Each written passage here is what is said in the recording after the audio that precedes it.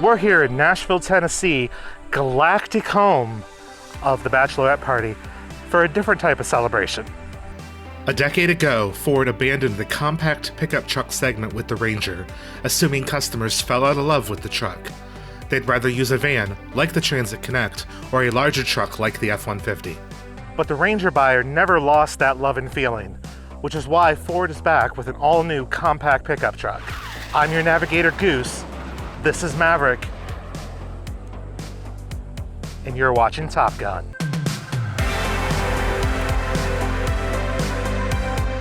The all-new Ford Maverick compact pickup truck is built on a new unibody platform. It's the first pickup from Ford to use this type of setup, though competitors like the Hyundai Santa Cruz and larger Honda Ridgeline use a similar configuration. That means that the Maverick is available in either front-wheel drive or all-wheel drive configuration. However, if you do want the hybrid like we have here, you are limited to front-wheel drive.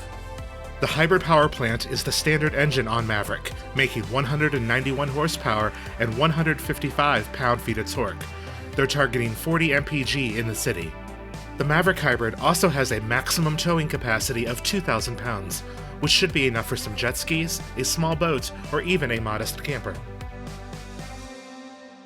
The 4.5-foot short bed in Maverick is designed for the ultimate customization. Additionally, the bed can carry up to 1,500 pounds of payload. Plus, with a low load-in height, you can easily get cargo in and out from both the side of the truck as well as the rear. The Flexbed is also a DIYer's dream. Ford's created guides for buyers to build their own bike rack, LED bed lighting, false floor with drawer, and even a box divider. Additional guides will come, but Ford understands that Maverick customers may want to save money or just want to do it themselves. Only available in a Super Crew configuration, the Maverick has seating for 5. While this is more space than the original compact Ranger, Ford is targeting this truck for buyers who might be looking at family cars like the Honda Civic or Toyota RAV4. The gear shifter is located on the center console and is a rotary design. This clears up the area for more storage space. USB ports are plentiful, so everyone can keep their devices charged.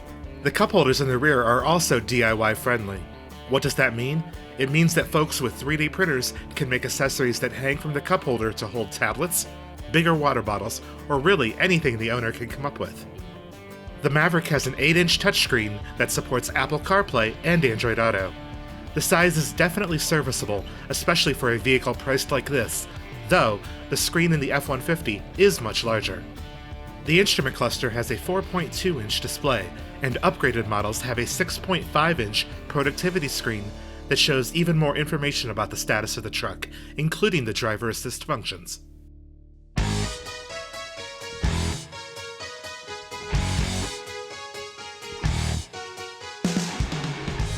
And now we're behind the wheel of a yellow XLT-equipped hybrid, where we are on the Natchez Trace Parkway, which, if you've ever been to Nashville, it is probably the second most famous thing next to the Pedal Taverns, which I'm sure you've seen.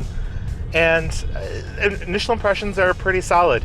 It drives like an Escape, which it's built on the Escape platform, which is also shared with Bronco Sport.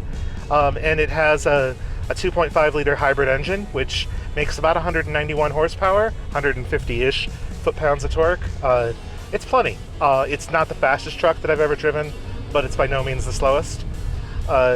Compared to some competitor hybrids, which there's nothing really in the space that competes hybrid-wise yet, the CVT is perfectly adequate. I do prefer a geared transmission for like what Hyundai does with some of their hybrids, which I'm assuming the Santa Cruz will have a hybrid here at some point pretty soon.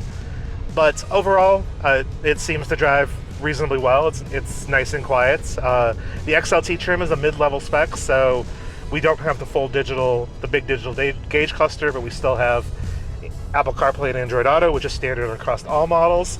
The seats are comfy enough. I don't know. It feels like a modern Ford. If you've been in a modern Ford, you would know what you're talking about. So,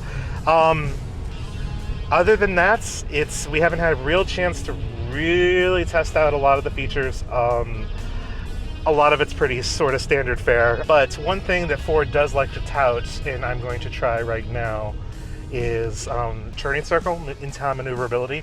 So I know that I can't really show you, but I'm on a 2-lane road and I cannot do a U-turn without having to do a 3-point. So is it the fairest test in the whole world? Probably not, but it does feel a little bit more maneuverable than a body-on-frame truck like a Ranger.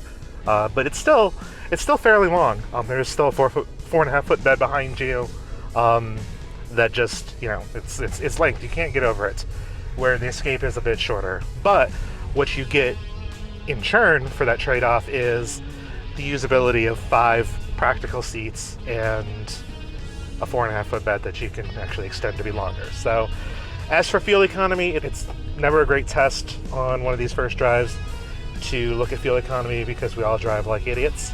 But the indicated mileage is 38.8 miles to the gallon. I saw it up to about 40.